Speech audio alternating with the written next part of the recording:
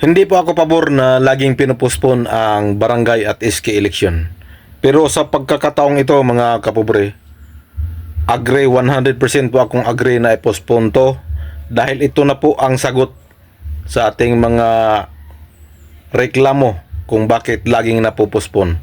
So pag napagbigyan itong term setting bill na to at ang magiging eleksyon is 2026 na, ito na po ang sagot sa ating mga reklamo kung bakit laging napopospone ang barangay at SK election. Pagkatapos ng 2026 election, fix na po yung ating termino ng ating mga barangay at SK. Dahil itong panukalang batas na to is term setting bill. So sinisit na. So mayroon na talaga tayong totoo at legit na schedule ng barangay at SK election.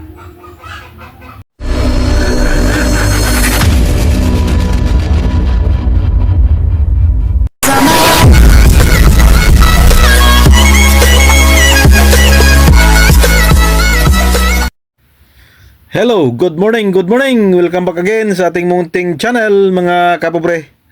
Good morning, good morning, good morning. Araw po ng Miyerkules ngayon, alas 9 ng umaga. At panibagong araw, panibagong biyaya, panibagong pag-asa. Of course, panibagong vlog na naman tayo ngayon mga kapobre.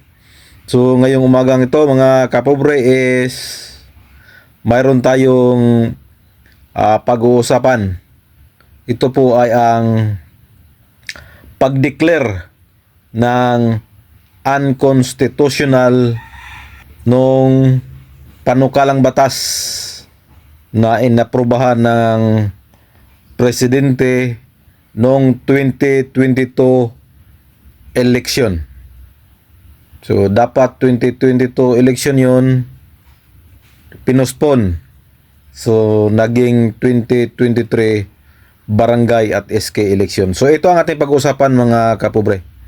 Dahil ngayon ay nakaambang na namang ma-postpone tong December 1, 2025 election dahil naka-schedule na po na pirmahan ng Pangulo ang panukalang batas. So, dito na po papasok tong petisyon ni Attorney Makalintal kasi nagsabi na po siya na nakahanda na po siyang magpetisyon sa Korte Suprema. So pag-usapan natin dito mga kapobre, ito po yung pag-declare ng unconstitutional. Sa atin po ay hindi po tayo eksperto pero magbigay lang po tayo ng mga dito, yung reaction video para naman po ay maliwanagan ang lahat sa nangyaring ito mga kapobre. So ito na, noong 2022 dapat mag-eleksyon ng barangay at SK pero pinospone noon ng Kongreso at Senado, nagpasa sila ng panukalang batas postponing the barangay at SK election at nangyayari ang barangay election na yon is 2023 na. So ngayon pumasok na po si Attorney Makalintal, question niya at nagpetisyon siya kaya na-declare na unconstitutional. So ang nangyari, ang apektado is yung nanalo noong 2023 election barangay at SK kasi nga naging 2 years lang po yung kanilang termino kasi nga yung 2022 dapat mag-eleksyon. So dineclare yun kaya nabawasan ng 1 taon. So basahin ko po sa inyo. Meron po akong ilagay dito na desisyon sa Korte Suprema.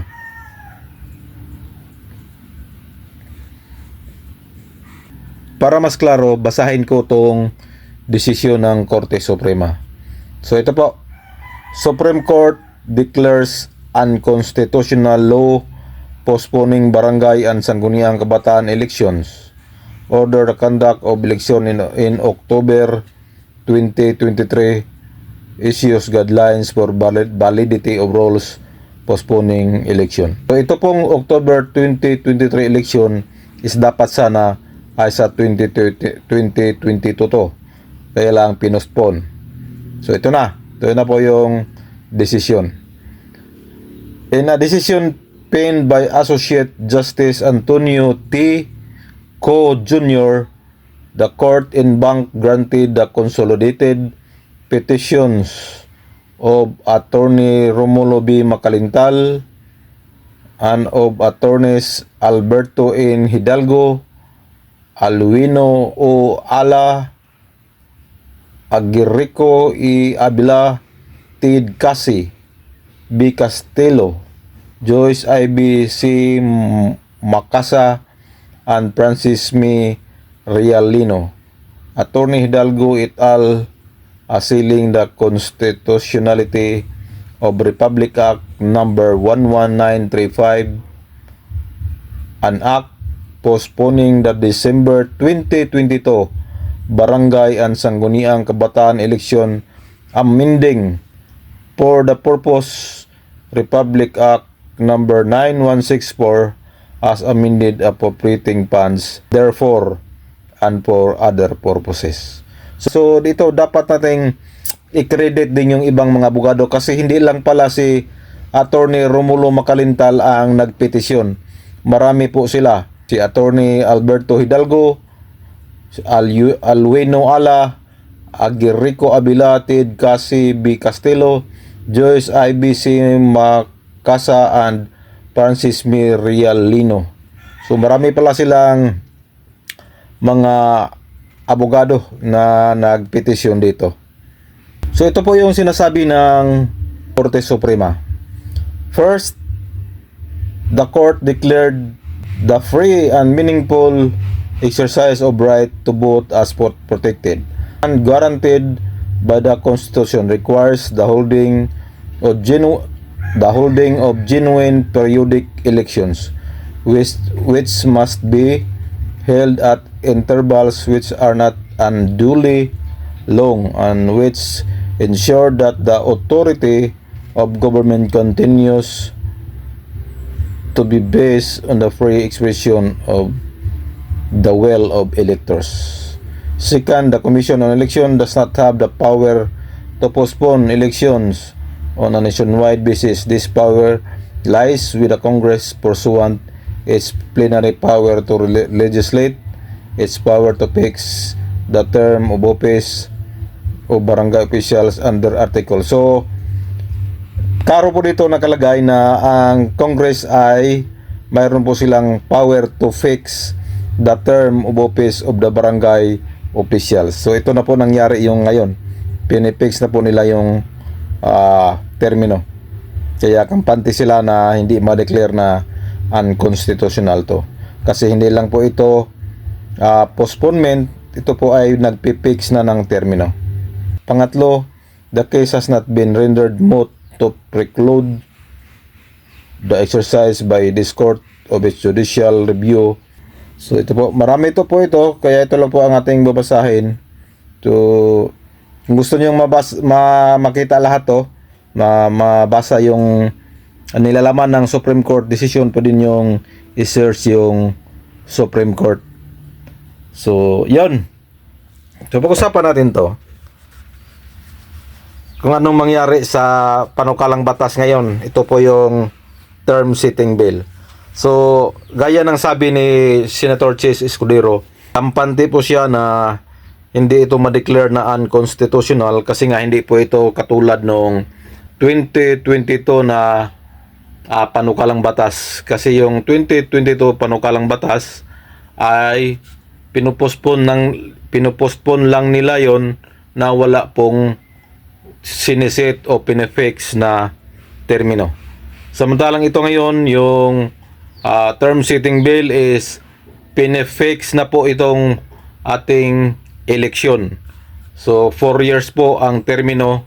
So sa aking palagay mga kapobre, dapat wag nang makialam si Attorney Macalintal dito dahil ito na po ang kasagutan na hindi na po talaga ma-postpone ang barangay at SK election sa darating na mga panahon. Kasi nga, fix na po itong bill na to.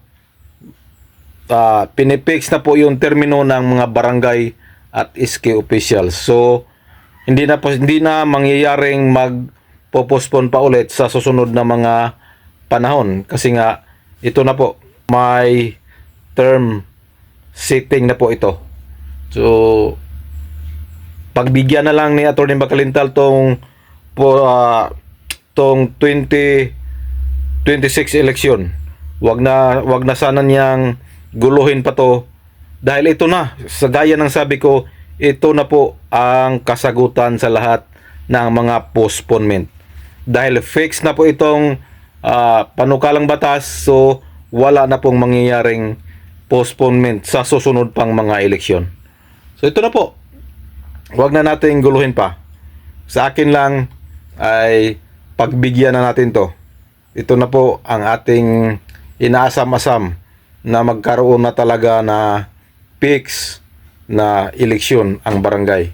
Hindi katulad ng mga nakaraan, laging pinopostpone. Daming postponement na po ang nangyayari. Dahil nga wala po talagang fix na termino ang barangay at SK officials. Although may sinasabi doon sa ating local code is 3 years, pero mayroon siyang exemption yung sa barangay. Hindi katulad ng mayor, congressman, 3 years lang talaga sila. Pero sa barangay may doon, may exception yun. Kaya pwedeng i-postpone at ipagpaliban ng mga congressman at senador. Ito ngayon, ito na ang sagot. Sabi ko, ulit-ulitin ko to, ito na po ang sagot sa ating mga reklamo kung bakit laging napupospon. So ito na, pagbigyan na natin to, dapat 2026, pagkatapos ng eleksyon 2026, mayroon na tayong tunay at totoong termino ng mga barangay official. So maraming salamat sa inyong panonood. Ang sa akin ito, opinion ko lang po to, wag lang po kayong magagalit.